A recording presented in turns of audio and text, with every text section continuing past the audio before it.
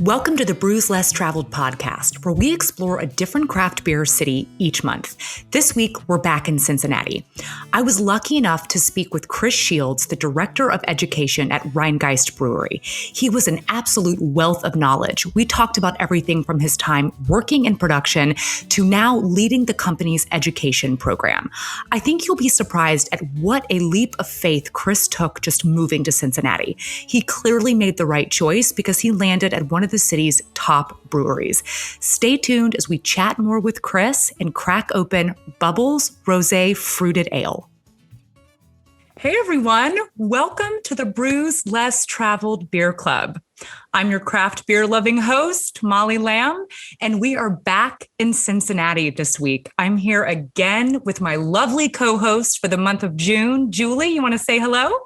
Hi, everybody. Thanks so much for joining us again. We're so excited to jump into Rhinegeist and drink one of their beers tonight. Yes, that's right. Today, we are continuing to explore the craft beer scene in Cincinnati, which we'll be doing for the remainder of the month of June. As you guys may know, me and Julie had the pleasure of visiting Cincinnati to explore all of its craft beer beauty. So everyone who got our monthly beer box should have a cool map that highlights the breweries in Cincinnati. You'll also see a promo code for the Cincy Brew Bus on there, whom we'll actually be meeting with on June 30th. So when you plan your visit to Cincinnati, take this with you. Julie, let's entice our audience with a bit more. What are some of our fun facts about Cincinnati for today? Sure. So first off, Cincinnati has a nickname. The nickname is the Queen City. And this is because for the first 40 years after it was founded, it had so much development. It was a thriving city that in 1820, the citizens referenced it as the Queen of the West. There was so much growth. So that's our first fun fact. Cincinnati, the Queen City. They also have a really cool sign, and maybe we'll share some photos this week of the Queen City. It's this beautiful sign, and Molly took some fun photos in front of that too. And then our second fun fact is that Jim Koch, who is the president and founder of the Boston Beer Company, is actually from Cincinnati. And he expanded Sam Adams to the city. And now Sam Adams, most people think Boston, right? When you hear Sam Adams, they actually brew more beer in Cincinnati than in Boston. So that was one of the other fun facts that we learned about this really cool craft beer city. Yeah, I loved that last fact. I thought that was really fun. Thanks, Julie. Cincinnati really is such a cool city. It's got a ton of surprises to it and has a ton of cool people like our guests that we're going to have this evening. We have a wonderful guest that'll be joining us a little bit later, Chris Shields. He's been the Director of Education for the past 6 years at Rhinegeist Brewery. He's also a former brewer, so I'm really looking forward to getting all the brew knowledge from him. I knew I wanted to have Chris on the podcast when I caught an Instagram live with him talking about their beers. He has such a great energy. He's a wealth of knowledge, and he has such an important role in the company. I honestly stopped at nothing to make sure he could come on as a guest because he's a super busy guy. Yeah, absolutely. And I love that we have somebody kind of on the education side of things to talk to us. Education about beer is something that we love to do. So he's such a great fit for this live stream and for this podcast. So we'll also be drinking the Bubbles Fruited Ale from Rhinegeist today. So I hope that everybody who's a member of the club has that beer ready to go, has your awesome Bruvana glass ready to go. All right, Julie, are you ready to give Bubbles a try? I was born ready. I'm loving the can already. It's giant. It's pink. Rosé all day. Yes. I'm going to use my Bruvana glass. Pour that out. Oh my gosh, this color, right? I know. And I can hear the effervescence and the carbonation to it. You know what I mean? I can just kind of hear it fizzing. There we go. All right. So lovely. Yeah, this color is beautiful. All right. Cheers, guys. Cheers, everyone. Oh, man. That is good. God, it's just like zippy. It just kind of pings off of your tongue. Julie, what are some of your first impressions of this beer? Yeah, cheers. I noticed right away when I went to take my sip, the aroma. It has such this like bright, I think you might have said it's so effervescent. You get those bubbles, hence the name. And you get this great aroma. And then when you take a taste of it, it's a little tart. And I love sour things. I love big flavors. I might have mentioned that before. So that tartness, it's very zingy. Like you said, it's a really tasty, tasty ale. It really is. And it's like you can almost see the carbonation just bubbling out of the glass. It's really beautiful. So Bubbles clocks in at 6.2% ABV, and it's a fruited ale made with apple, peach, and cranberry. It's got this beautiful pink color, as you've seen, and it's nice and tart and juicy. It's bright. It's got a dry finish. It's a little acidic, which is adding to that dry finish and mouthfeel. I would say this is a great beer for someone who typically drinks wine. And fruit ales, they're made with fruit or fruit extracts that are added during really any portion of the brewing process. And these styles I typically notice are more popular in the summer. I think just because like their crisp, fresh taste is very summery. Yeah, you mentioned it, kind of a good beer for somebody who likes wine. I consider this one of those gateway beers. It's such a tasty ale, and it's something that maybe somebody who would typically say, I don't like beer, which I mean, who doesn't like beer? There are so many kinds. But if someone says, I don't like beer, you can say, try this. And they'll have such an amazing experience and say, I didn't even know that beer could be like this. So it's such a great way to kind of bring people into this community and into the craft beer scene. I agree, Julie. Yeah. And I think people don't realize like how diverse beer is. It's not just hops in your face like an IPA. There's a lot of other different styles out there that don't taste like how you would expect. And this one really highlights that. I love the tartness. I love the crispness. This isn't really a beer I would typically drink, but I'm loving it. It almost drinks like a rosé, like in the name, or kind of like a cider. It's got that acidic, fresh, tart feel to it. And it's really delicious. And for anyone who really has not had the pleasure of going to Rhinegeist, let me tell you a bit more about it while you're just kind of kicking back and enjoying this beer. The Rhinegeist journey started actually in 2005. The founders, Bob and Bryant, were consultants together in San Francisco. And so Bob was writing a business plan for actually a chain of coffee roasteries.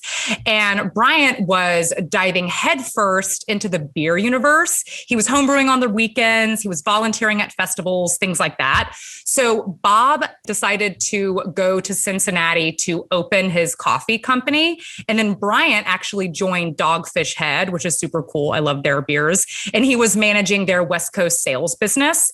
And he was intrigued by Bob's new venture. So Bryant went to go visit Bob for a weekend in Cincinnati just to kind of like hang out. And he really fell in love with the city. And after working for about 6 months at a startup brewery to kind of learn the ropes, Bryant made his official move to Cincinnati in July of 2012. And he started working part-time at Taza Mia, which was Bob's coffee shop downtown. Awesome. Yeah. And so then from, one brewed beverage to another. So Bob met a man named Jim Matt. That was his name, 2 first names, Jim Matt. Jim had been a chemist at Eli Lilly for about 20 years. He was also home brewing. As we know, science is a big part of brewing. So that chemistry, I'm sure, played into that. He was home brewing. He was judging competitions on the side. So Bob and Bryant sat down with Jim for a beer, of course, to discuss the state of the beer industry and his place in it. And then at that meeting, they had the chance to taste a few of Jim's favorite home brews. And these actually turned into beers that were given out at Rhinegeist in the future. They became Uncle and Truth, which is the one that we'll be tasting at the end of this month. And Jim's commitment to his craft really convinced the other two that they had their guy. Yeah, they definitely did. So after they found investors and all that jazz, they decided that the brewery would be located in the massive 250,000 square foot space that would eventually be called Rhinegeist. So Rhine comes from over the Rhine, which is the neighborhood that it calls home. And then Geist is a nod to the area's German heritage and a signifier that the brewing life was really making a huge comeback in Cincinnati. So on Saturday, June 29th, 2013, we're almost at the anniversary of that. That's kind of cool. Rhinegeist opened its doors to the public for the first time. And the rest, as they say, is history. And they've grown quite a bit since then. Their beer is currently sold actually in 7 states now. That's a lot. Yeah, they've really come a long way. And Molly and I got the chance to visit the location when we were there. Those of you on the live stream can see this really awesome background. This is, when you go and you visit the brewery, this is where you get to hang out. It's such a cool space. My favorite part was definitely the rooftop. So when you go up on the roof, there were people hanging out, drinking their beers, and you could look out over the city and you could see this old kind of brewing district where there were these old burnt out buildings of breweries, and just look out over that history. And it was just incredible. Yeah, it's definitely one of those breweries. If someone was like, I'm going to Cincinnati, I would say you cannot bypass Rhinegeist. And I'm honestly not just saying that. It was phenomenal. We took a tour of the production area. It was just massive and incredible. Just this really sprawling space, huge ceilings. This outside patio was lovely. It had a great view. I mean, it was just a special place. It's one of those places you go to. Not only are the beers delicious, but just the energy is great. And you really just kind of don't forget it.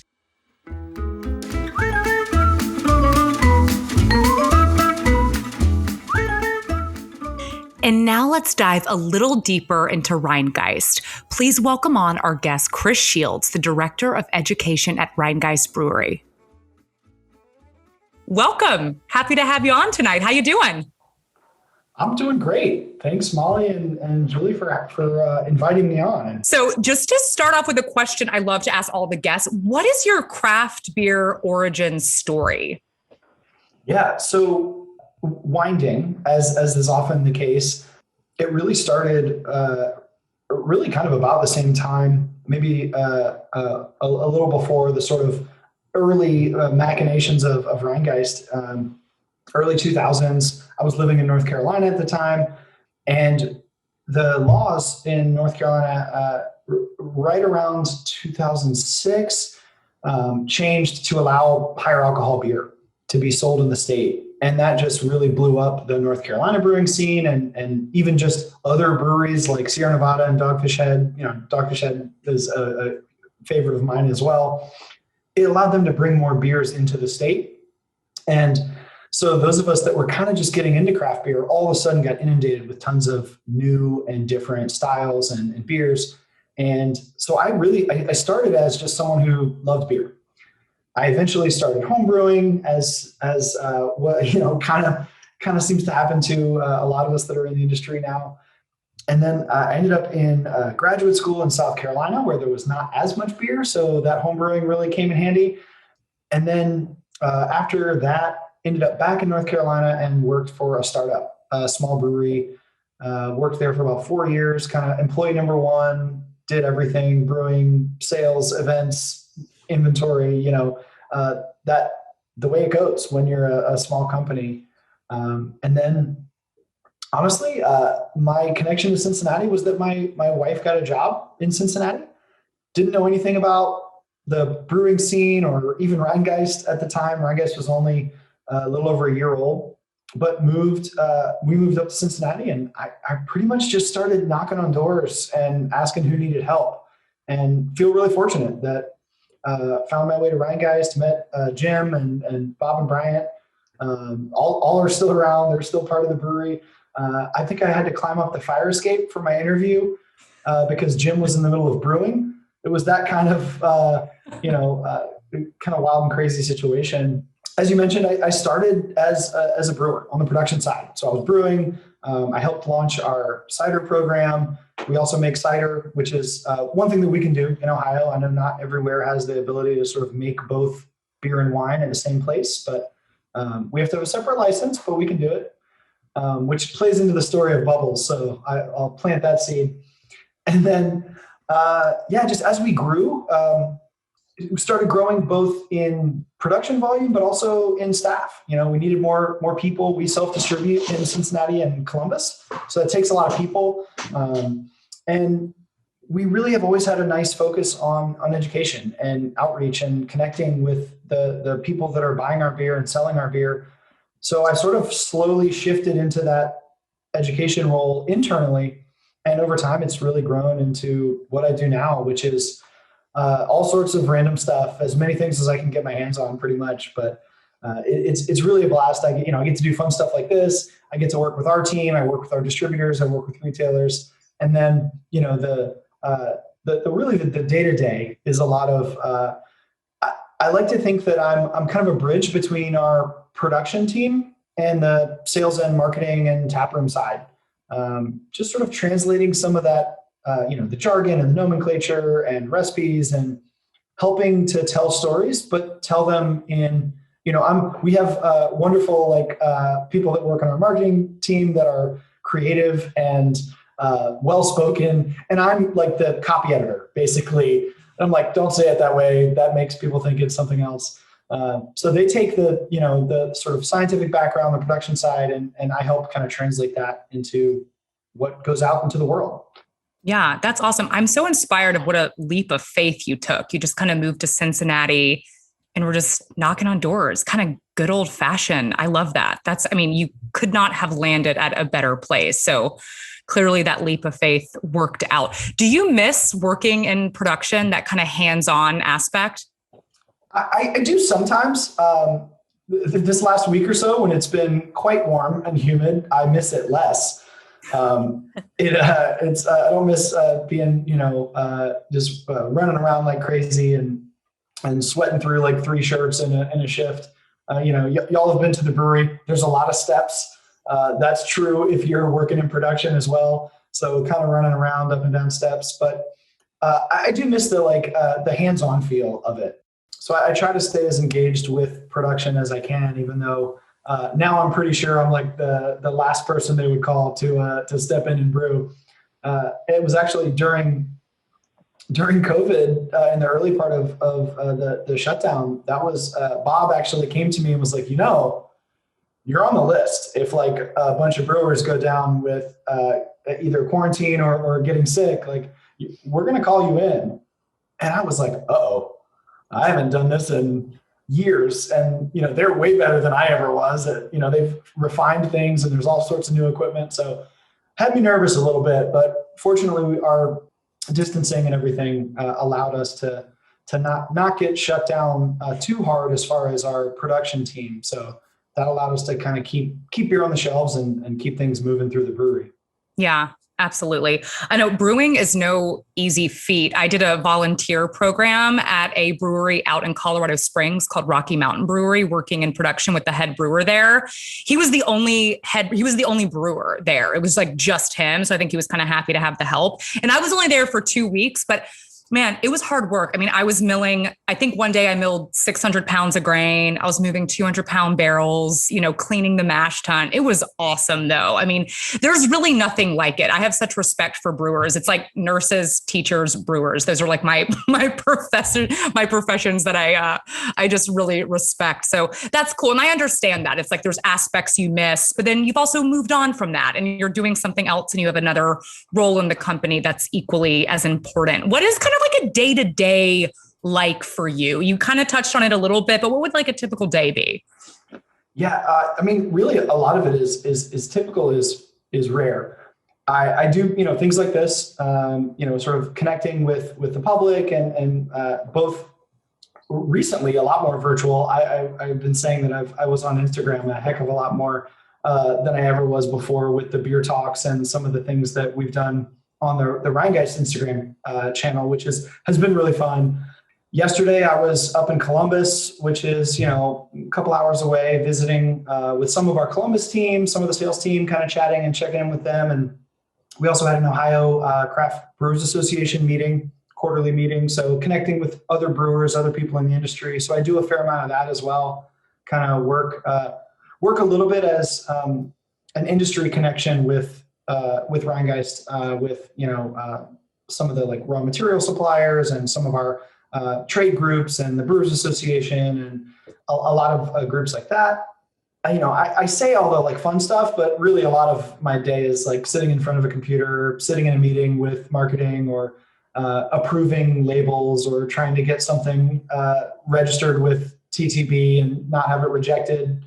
And like I said, it's we put out probably somewhere in the 120 to 150 different beers a year, and trying to even just managing the, what is in what and how much alcohol is in there and managing some of the descriptions. I spend a lot of time on Google Docs is really the short answer to what I do. But it means that I really get to connect with people across the whole company, despite all the people I get to connect with externally to the company. But I get to work with so many people around the brewery, and that's one of the things that I would have missed. I was worried I would miss stepping away from production, because in brewing, as you work with everybody because everybody's kind of interacting in that process.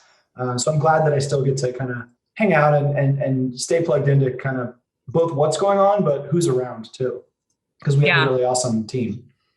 Absolutely. No, I get that. I've run a facial studio for the past 8 years in Brooklyn, not anymore, obviously. But I remember that moment of when I went from being the esthetician, doing all the facials, to hiring employees and stepping back and training and kind of overseeing it. And there's something really emotional about training people and kind of giving them the skills that you learned that got you where you were, and then giving it to them to pass it on and carry it out into the world. I think there's something really kind of magical about that. So I think that's a really wonderful transition for you.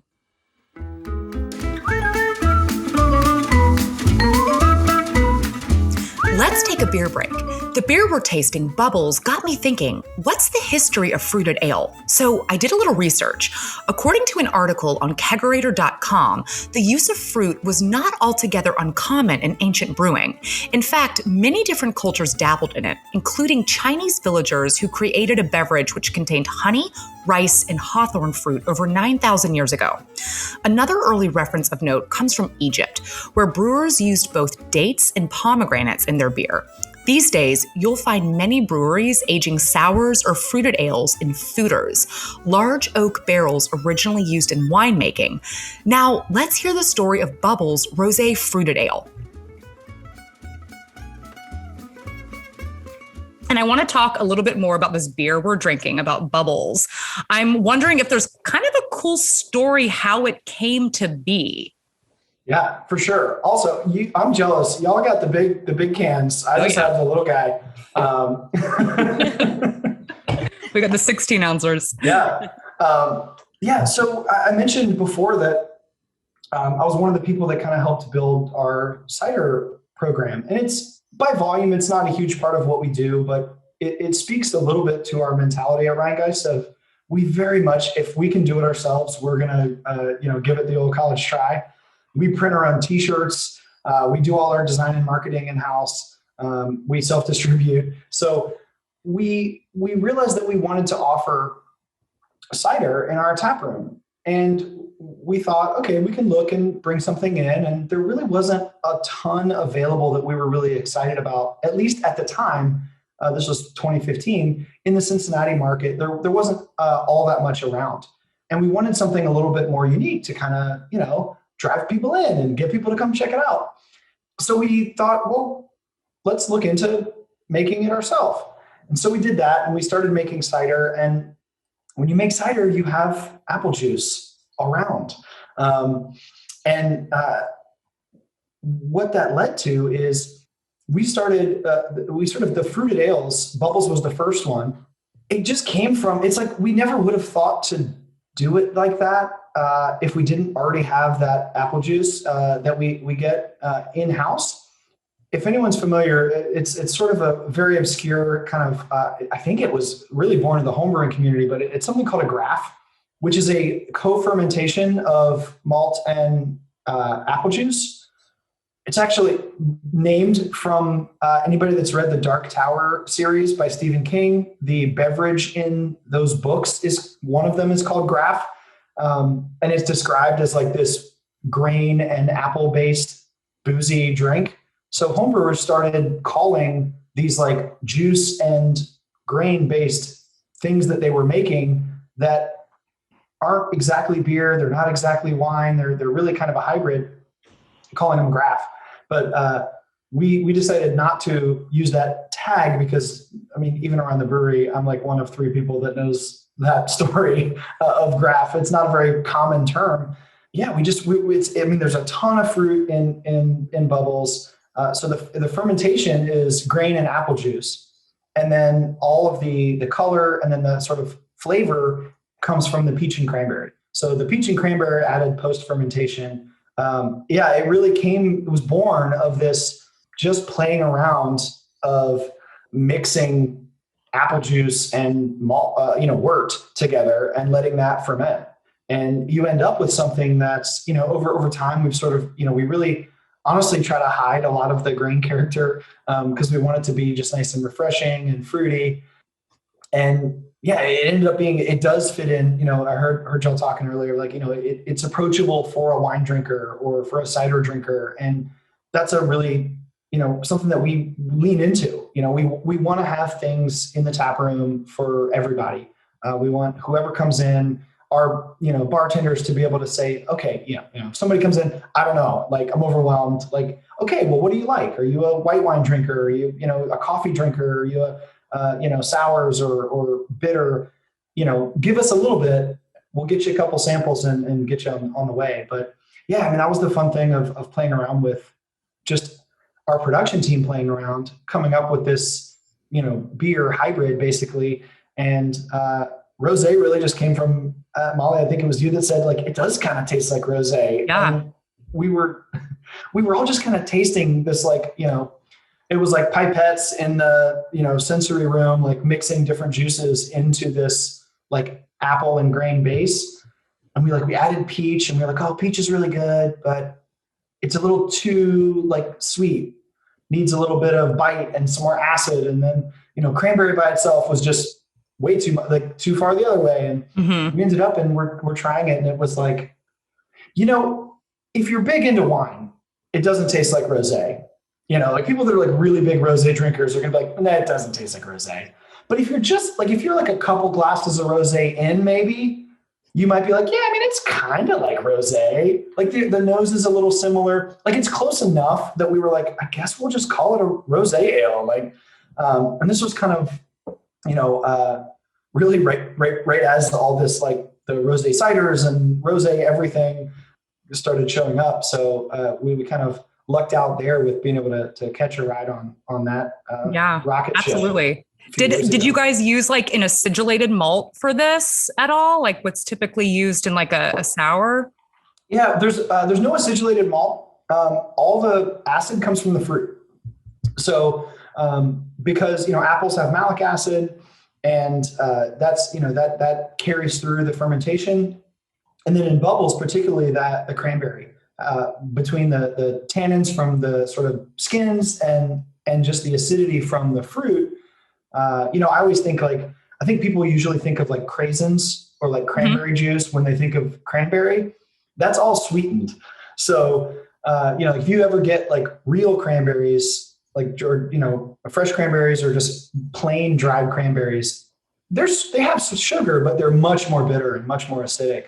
I think they're really good, but yeah, all the acid in this comes just from the fruit.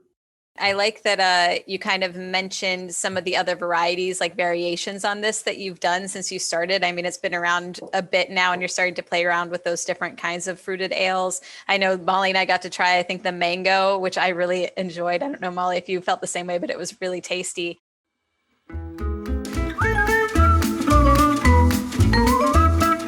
We had a great question from one of the audience members during our weekly live stream. They were wondering if Rhinegeist barrels any of their fruited ales or if they have a sour program. Let's check in with Chris about that.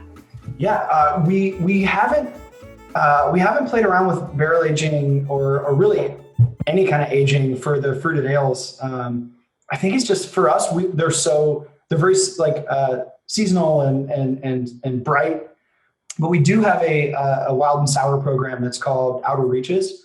And those are like 500 milliliter cork and cage bottles, much smaller batches. One of our founding brewers, like when we opened, it was Jim and one other guy, Luke, doing the brewing. And Luke has now kind of taken over that wild and sour program.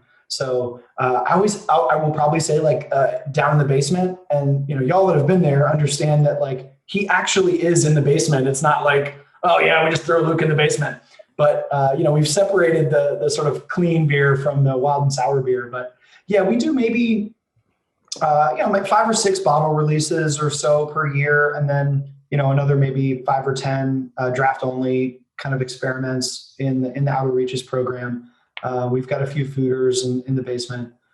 And we use a lot of fruit in that program as well. And that's one of the things that I spend a lot of time dealing with, is like separating and differentiating like the ciders from the fruited ales from the wild and sour stuff that has a lot of fruit in it as well. So yeah, it's fun. It's fun for me to get to talk about kind of the differences, And you produce so much beer at Rhinegeist. We mentioned before you're in 7 different states. I know that consistency is a really big thing at Rhinegeist when it comes to the beer. Is there something particular that you do when you're training and educating people to make sure that that quality control is met? And I think it depends on the role of the person that we're training for specifics, but a lot of it just comes down to kind of looking at everything with an eye towards quality and consistency and doing things right. Because there's so many places that, like, I spend a lot of time thinking about draft beer. I'm on the Brewers Association Draft Beer Quality Committee.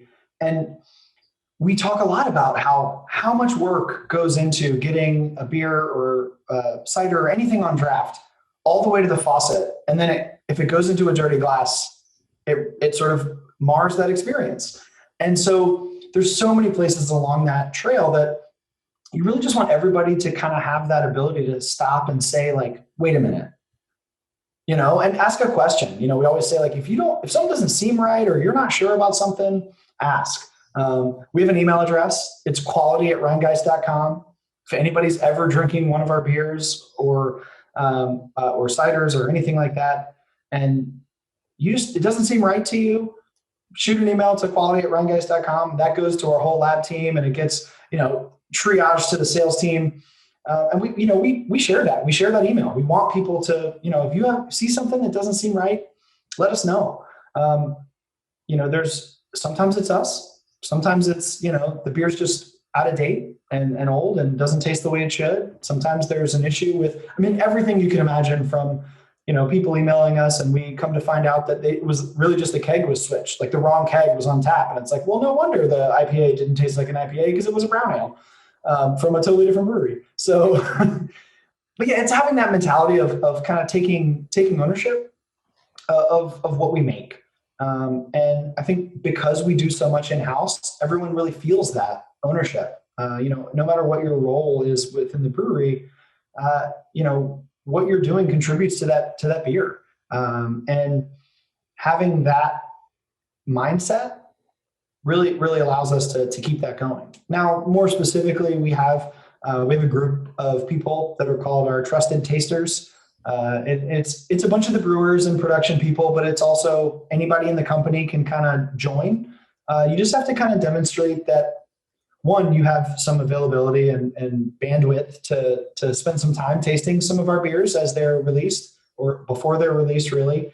And that you go through the training and kind of develop your palate enough to be able to identify issues. We spend a lot of time, the trusted tasters is fun because our lab and brewing team, they're almost always going to catch anything that's like a sort of a true quality or flaw issue before it makes it very far. Most of what the trusted tasters role is true to brand, right? Like we want bubbles to taste like bubbles every time you have bubbles. It could be really good, but if it's different, we're not really doing our job either. And so that's something that we do spend a lot of time thinking about and managing and, paying attention to shelf lives and making sure that our beer is rotated and all that. So it's things that like makes, I always get scared. The new markets we launch, the farther we get from the brewery, it's like, sending our babies off on their own.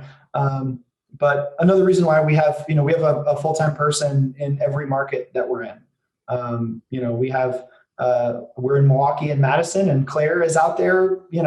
We have a distributor. She's not really selling beer exactly, but she's, keeping an eye on things, answering questions, doing events, checking up on those quality concerns that come through. So having somebody represent you in person, I think is a really great advantage for us. And it's done well. We've been able to do pretty well in most of the, markets outside of Cincinnati and Ohio that, that we've gone to. Going back to your earlier point, talking about kind of it seems like you take a lot of pride in your product and in what you make, of course, but it also seems like you really respect the consumer. And on the other side of that, when Molly and I were in Cincinnati and we were speaking at the brewery, it also seems like you really respect your partners. So we learned that when the pandemic started, Rhinegeist actually bought back beer from the accounts that you had that were suffering, which we both thought was incredible and was so kind. Is that kind of like a code of ethics that you have? Is that a standard for Rhinegeist? Yeah, I think, it's nothing that's really like written down as a rule, but it's, I think that the drinker is the end customer, but there's a lot of customers in between, whether it's our staff, right? It's taking care of our bartenders. We have a lot of full-time bartenders. And we have benefits and PTO and things like that. Like they're working their tail off for us. Like, let's support them and let them have a work-life balance and, be able to, take a day off and take a break. Those things are important. We did buy, we certainly weren't the only place doing stuff like that. But we tried to work with as many of our the bar and restaurants accounts as we could, both for trying to take care of the beer. A lot of places, everywhere was shut down, at least for a little while. And some places stayed closed a lot longer, wanted to just ride things out. We were able to, some places that maybe had to-go food. We were able to do like to-go beer with that, a lot of places in Cincinnati. So we could kind of move some of that beer around to places that could use it. There's a brewery right across the street from us called Northern Row. They are also a distillery. So we actually were able to move a bunch of beer over to them, and they distilled a bunch of it into sanitizer, and then passed out that sanitizer to all the bars and restaurants in the neighborhood. And it was like, from Northern Row and Rhinegeist, like, here you go. So it's, it's like, if we made it through COVID, but none of the bars did, then it doesn't work either. So it was, we really tried to do, I talked to one of our sales team today, Franny, and she was like, yeah, we're still doing that. We have, especially like a lot of the big venues, we have our beer in like concert venues, and some of those places are like, we have an empty keg from, like December 2019. Can we? I'm like, yeah, whatever. Like, or we have found an old couple cases of Truth or something. It's like, no, like, well, please don't sell those.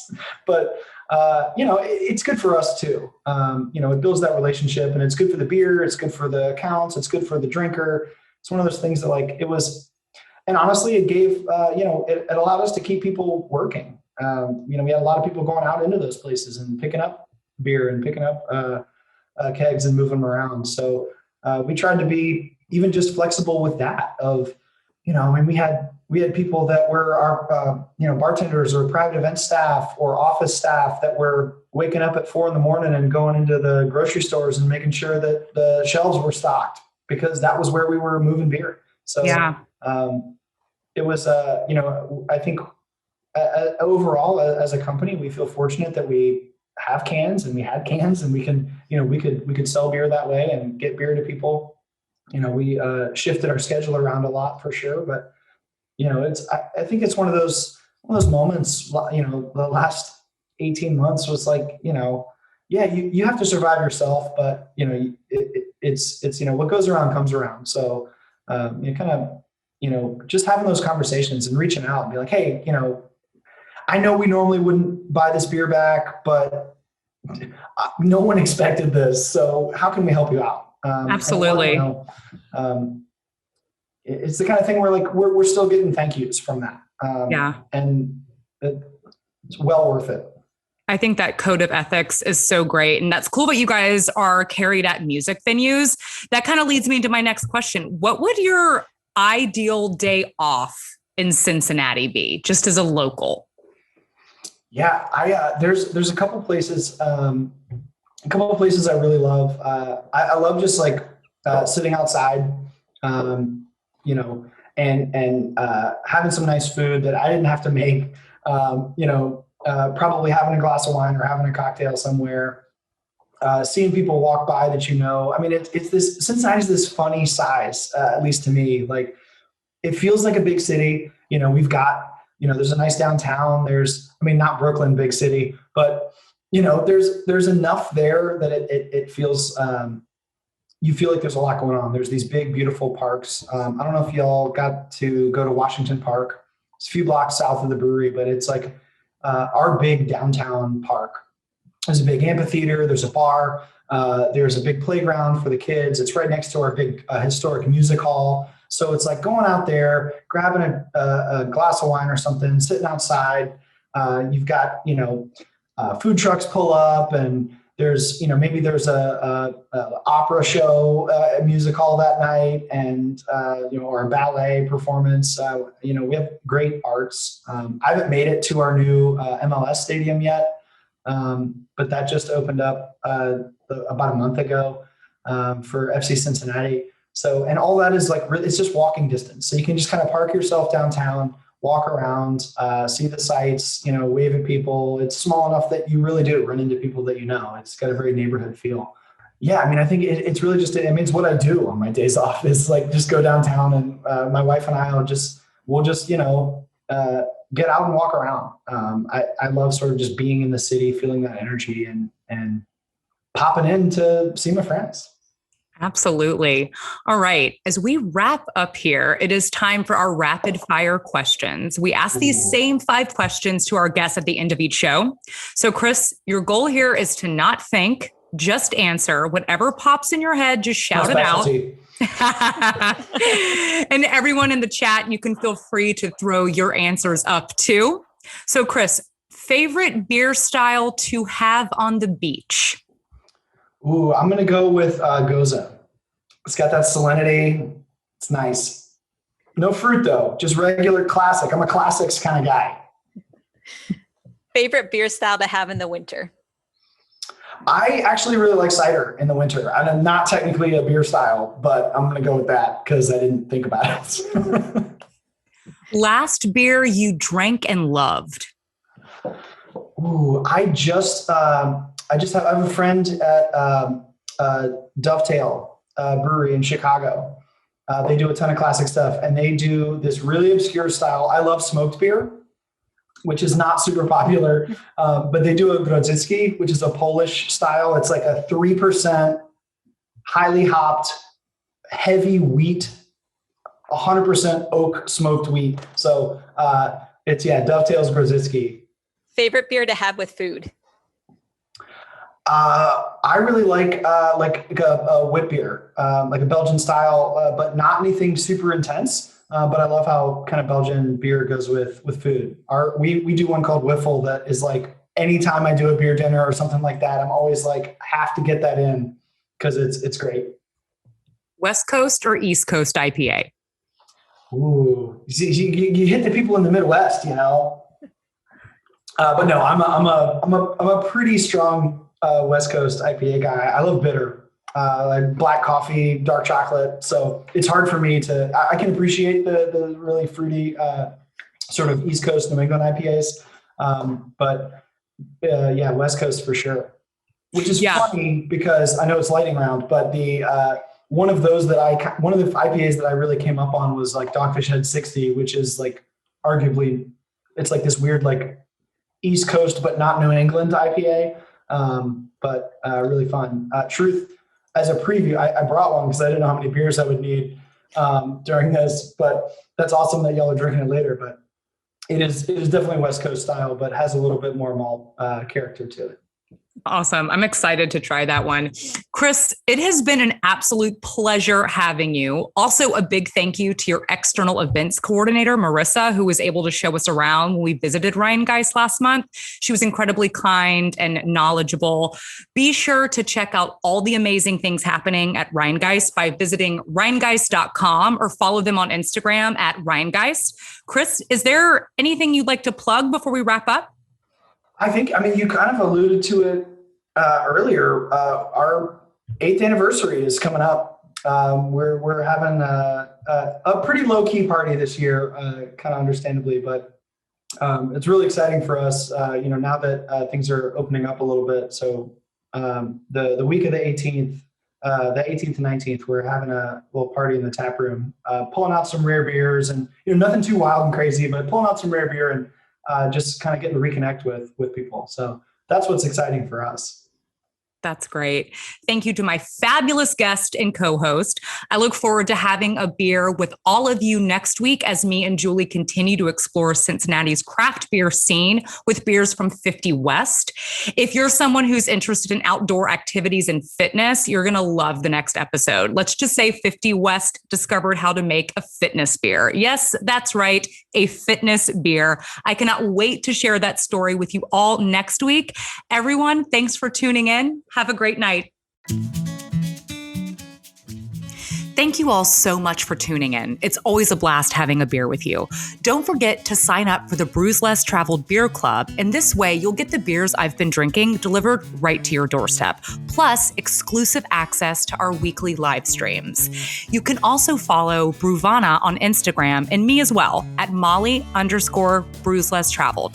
I always love hearing from you guys, especially if it's a beer recommendation. So keep the messages coming. Cheers.